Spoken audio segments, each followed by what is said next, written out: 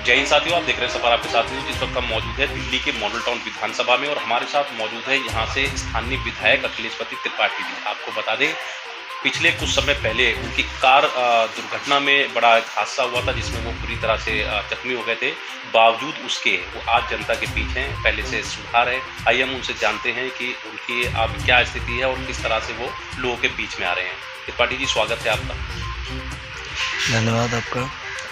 Sir, काफ़ी बड़ी एक दुर्घटना थी ये, जिसमें आप काफ़ी क्षतिग्रस्त हुए थे और गाड़ी भी क्षतिग्रस्त हुई थी। तो आप जनता के बीच में अभी नहीं जा पा रहे हैं, तो घर पे भी लोग आ रहे हैं, तो किस तरह से चल रहा है और क्या संदेश देना चाहेंगे अपने जनता को?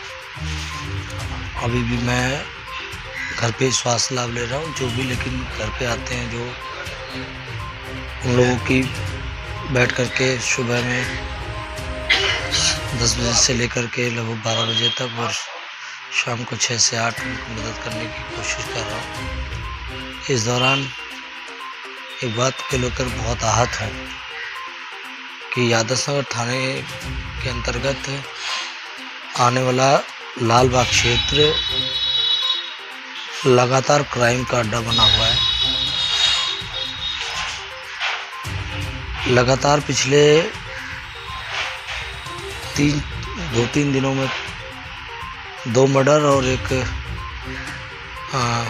फांसी लगाकर एक महिला ने अपनी हत्या कर ली। लगातार कानून व्यवस्था की हालत उस क्षेत्र में खराब होती जा रही है।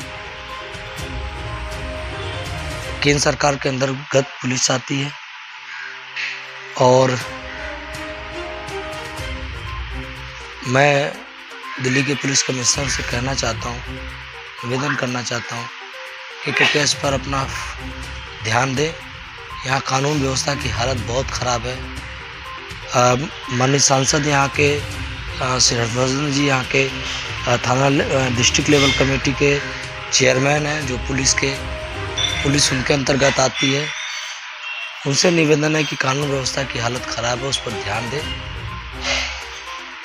जैसे ही मैं ठीक होता हूँ उस पर मैं लगातार यहाँ स्थानीय थाना और यहाँ डीसीपी से मीटिंग लेकर के इस पर जरूर कि कुछ हो, इस पर सुधार हो, लोग प्रयास करेंगे। लेकिन जिनके अंतर्गत आते हैं उनसे मेरा गुजारिश है कि इस पर ध्यान दें। जनता बहुत त्रस्त है। सर, डॉक्टरों ने स्वास्थ्य लाभ के लिए भी आपको बोला है, बावजूद इसके आज भी आप जनता की जो सुनवाई है, घर पर जो लोगों की जनता की समस्याओं को सुन रहे हैं, तो क्षेत्र में क्या रहेगा? कब तक के आप स्वास्थ्य लाभ लेंगे और कब तक के जनता जानना चाहेगी? अगले 15 दिन और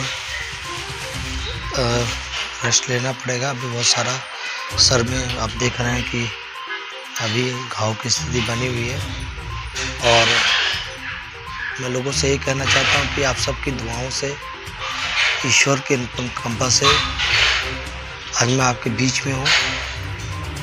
हमेशा आपके लिए काम करता रहूँगा, करता रहा हूँ। शीघ्र ही स्वस्थ होकर के मैं आपके बीच में आकर के पूरी बल से फिर पूरा काम पे लगूँगा। मेरी पहचान, मेरा काम है।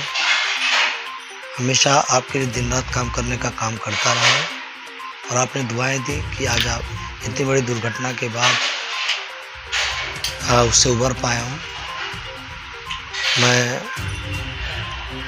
अपने ऑफिस के माध्यम से लगातार आप लोगों के मुद्दों से जुड़ा हुआ हूँ। रोज़ मेरा ऑफिस आप लोगों की सेवा में लगातार कार्यरत है। जो भी समस्याएं आती हैं आप लोग बताते हैं, उसको ऑफिस के माध्यम से समाधान होता है और जो नहीं हो पाता मैं यहाँ बैठ करके उनसे मीटिंग करके करने की कोशिश कर रहा हूँ। कोई समस्या आने नहीं दी जाएगी। मैं शीघ्र ही आपके बीच में आऊँगा। सर, आम आदमी पार्टी ने पंजाब में भारी बहुमत से जीत दर्ज की है, अब इसके बाद दूसरे राज्यों का रुख कर रही है, तो क्या लगता है क्या परिणाम रहेंगे? देखिए, आम आदमी पार्टी अरविंद केजरीवाल जी के नेतृत्व में देश की पहली पार्टी है जिसने देश के लोगों को बताया कि राजनीति भ्रष्टाचार मुक्त राजनीति हो सकती है।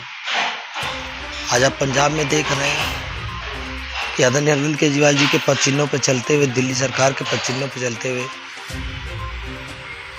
पंजाब के मुख्यमंत्री भाई भगवंत मान जी लगातार भ्रष्टाचार पे वार कर रहे हैं। जो लोग भ्रष्टाचारी हैं उनके दिन का और रात का नींद और चैन छिन गया पंजाब में। जो लोग ड्रग्स बेचते थे, जो लोग नशा बेचते थे, वो लोग आज पंजाब छोड़ कर चले गए हैं।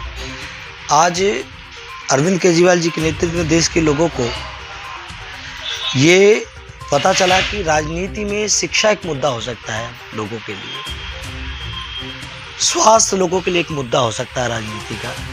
इसके पहले जब तक अरविंद केजरीवाल जी राजनीति में नहीं आए थे, लोग शिक्षा को राजनीति का पैमाना नहीं मानते थे। आज खुशी है कि अरविंद केजरीवाल जी के पद चिन्हों पर आम आदमी पार्टी के सरकार के कार्यों को देखते हुए आज हर देश की राज्य की सरकारें और केंद्र की सरकार आज कह तो रहे हैं कि शिक्षा पे हम फोकस करेंगे। सर, दिल्ली नगर निगम चुनाव स्थगित हो गए, इस पर क्या कहना चाहिए?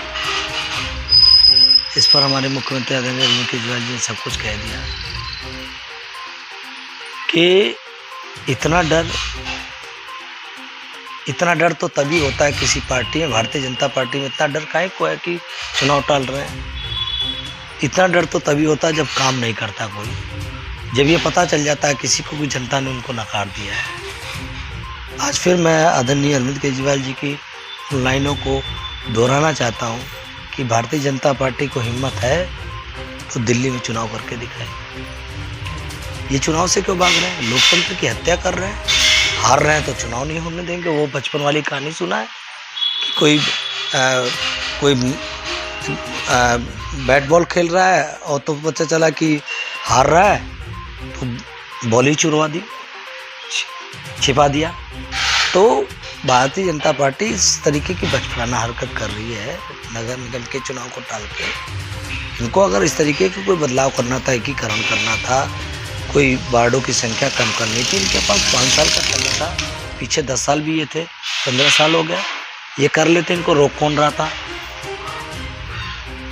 अरविंद केजरीवाल जी तो नहीं रोक रहे थे इनको। लेकिन जब कार्यकाल खत्म हो गया तब ये क्यों कर रहे हैं? ये प्रश्न उठाया और जनता इस बात को जान रही है कि ये हार के डर से इसको चुनाव को टाले हैं।